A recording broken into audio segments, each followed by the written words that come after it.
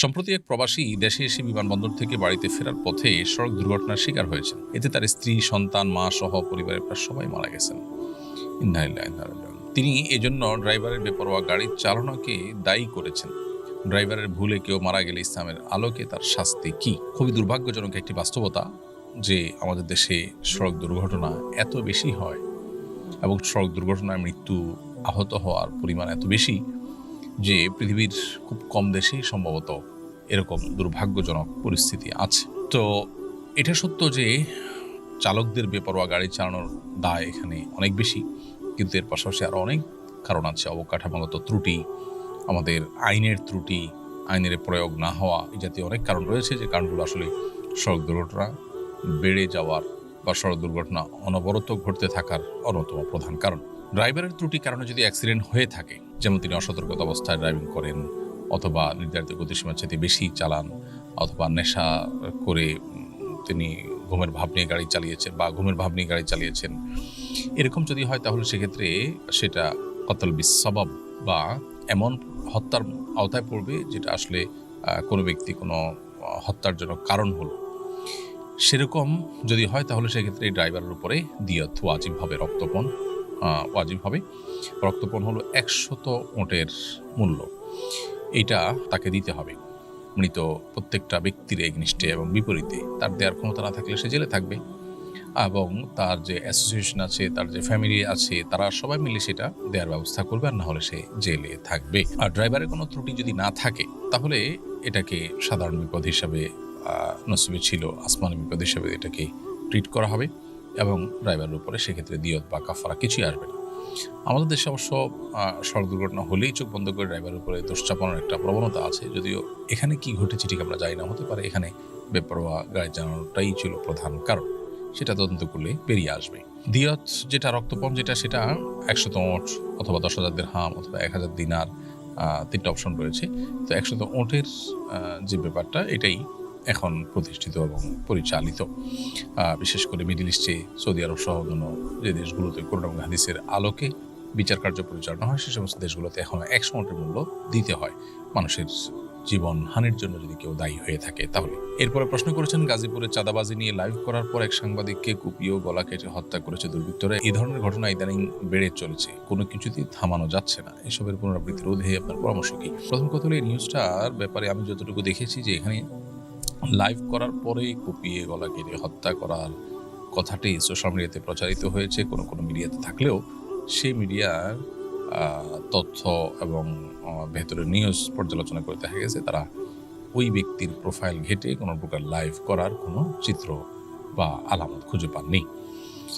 তো পুরো বিষয়টা আসলে কতটা সত্য সেটা আসলে তদন্ত সাপেক্ষ। তবে আমাদের দেশে এই ধরনের ঘটনা যে ঘটে না তা নয়, এই ধরনের ঘটনা ঘটে, অহরহ ঘটে।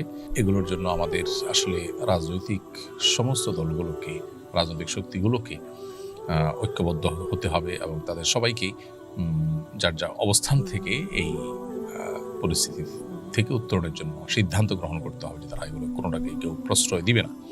এবং আইনের শাসন এটা যতদিন পর্যন্ত বাস্তবায়িত না হবে ততদিন পর্যন্ত এই পরিস্থিতি থেকে আমরা আসলে রেহাই হয়তো পাবো না। জুলাই স্মৃতি জাদুঘরে অনেক ভাস্কর্য স্থাপিত হয়েছে, এ নিয়ে অনলাইনে মিশ্র প্রতিক্রিয়াও দেখা যাচ্ছে। আপনার অভিমত কি জানতে চাই।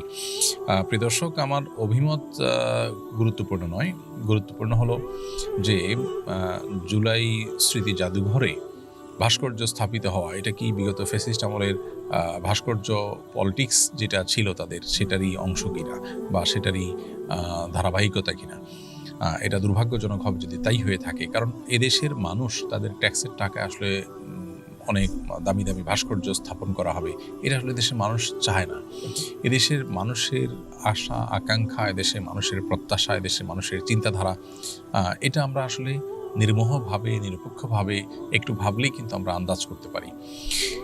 এদেশের মানুষ এই সমস্ত অহেতুক অনর্থক কাজে টাকা পয়সা খরচ করাকে কখনো সমর্থন করে না। সেই জায়গা থেকে আমরা বলবো, জুলাই স্মৃতি জাদুঘরে এই সমস্ত ভাস্কর্য স্থাপন করার কোনো মানে নেই। জুলাইয়ে যারা মারা গেছেন তাদের পরিবারগুলোর খোঁজখবর না নিয়ে, যারা আহত হয়েছেন তাদের প্রপার ট্রিটমেন্টের ব্যবস্থা না করে, ক্ষতিপূরণের ব্যবস্থা না করে ভাস্কর্য স্থাপন করে আসলে আমরা কি করতে চাই, এটা আমার মনে হয় নতুন করে ভাবা উচিত। এই যে গতানুগতিক কাজ, এই যে বিগত সময় থেকে চলে আসা ভাস্কর্য কালচার, এগুলো থেকে আমাদের বেরিয়ে আসাটা খুবই প্রয়োজন। আমি মনে করি এটা গণমানুষের টাকাকে গণমানুষের আশা আকাঙ্ক্ষার বিপরীতে খরচ করার শামিল। এদেশের ধর্মপ্রাণ মানুষরা ধর্মীয় কারণেও ভাস্কর্য, কোনো প্রাণীর ভাস্কর্য তারা পছন্দ করেন না। আপনি এ ব্যাপারে যদি জনগণের মতামত নিতে চান, বহু উপায় আছে মতামত গ্রহণ করার। আমার তো দৃঢ় বিশ্বাস যে জনগণের মতামত নেওয়া হলে মানুষ এটাকে প্রত্যাখ্যান করবে। বিমান বিধ্বস্ত হওয়ায় মাইলস্টোন স্কুলের যে শিক্ষার্থীরা মারা গিয়েছেন তারা কি শহীদ হিসাবে গণ্য হবেন কিনা?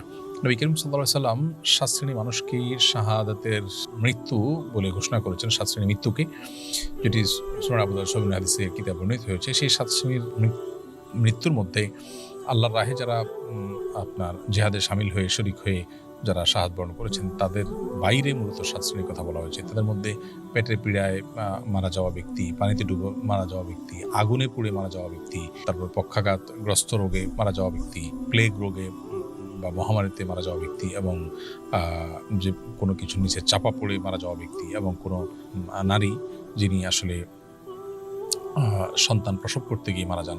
এই ধরনের মৃত্যুগুলোকে নবী সাল্লাল্লাহু আলাইহি ওয়াসাল্লামের হাদিসে শাহাদাতের মৃত্যু বলা হয়েছে।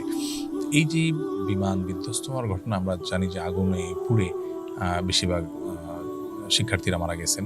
তো সেক্ষেত্রে এটা একটা বিষয়। আবার চাপা পড়ে মারা গেলে কোনো কিছু নিচে, সেটাও আরেকটা বিষয় শাহাদাতের মধ্যে যেটা পড়ে।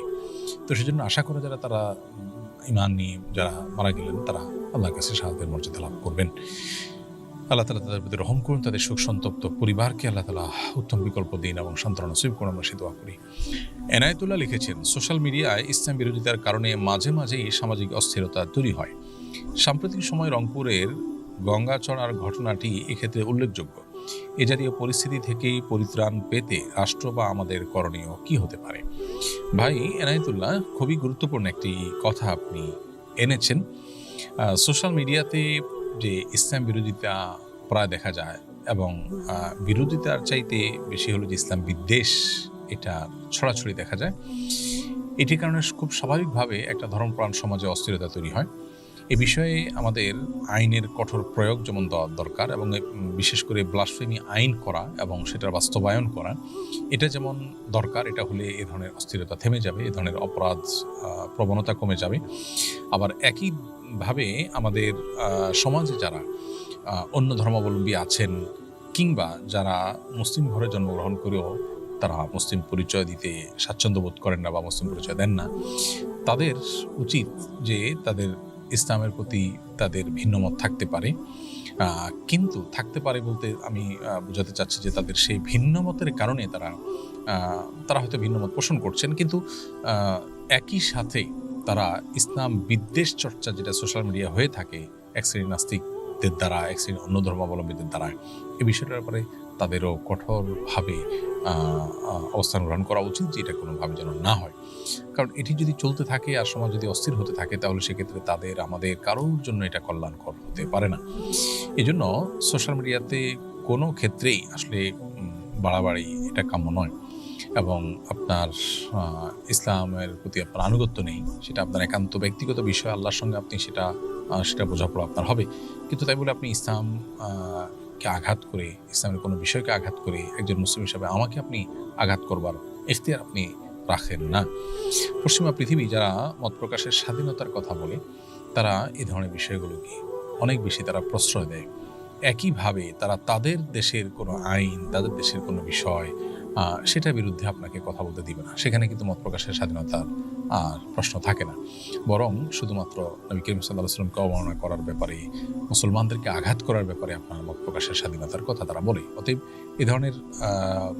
এই ধরনের বাস্তবতা বিবর্জিত থিওরি যদি আমাদের দেশে অনুসরণ করা হয়, তাহলে সেক্ষেত্রে দেশ আরও অস্থিতিশীলতার দিকে যাবে এবং অনভিপ্রেত ঘটনা একের পর এক ঘটবে, যেটা আসলে আমাদের কারোরই কাম্য নয়।